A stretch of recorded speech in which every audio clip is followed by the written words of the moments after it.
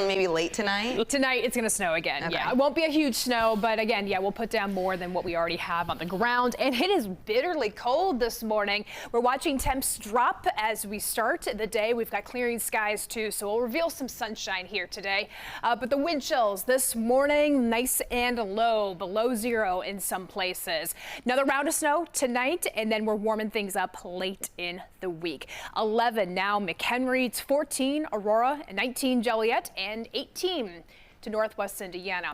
Comes along with some stiff breezes. Northwest winds here this morning in the double digits, so a notable wind this morning and a notable wind chill. As low as -3, McHenry -1, Aurora it feels like 2 above O'Hare and Midway. These temps will continue dropping here this morning as these clouds eventually get out of here. We've had a little snow in the overnight hours, nothing major, but we may run into a little bit of patchy dusting that got picked up through the overnight hours. We'll be on the quiet side through the rest of the day today. Still on the little breezy side and a slow warm up. Clouds will be moving back in here today. And then by the evening hours is when we do get to some more snow showers into early Wednesday morning.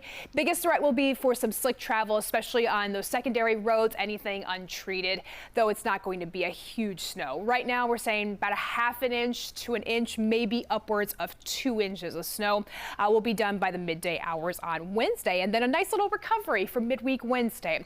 Today though, 23 degrees. After a sunny start, clouds in the day, late day into tonight, 22 degrees. So we're staying steady through the rest of the night before rising into the 40s for tomorrow. 40 degrees, morning snow showers, have a morning snow rain chance, that is, on Thursday. Highs back into the 50s, shifting to the 60s and 70s ahead for the weekend. We will be cooler near the lake and cooling down ahead by early next.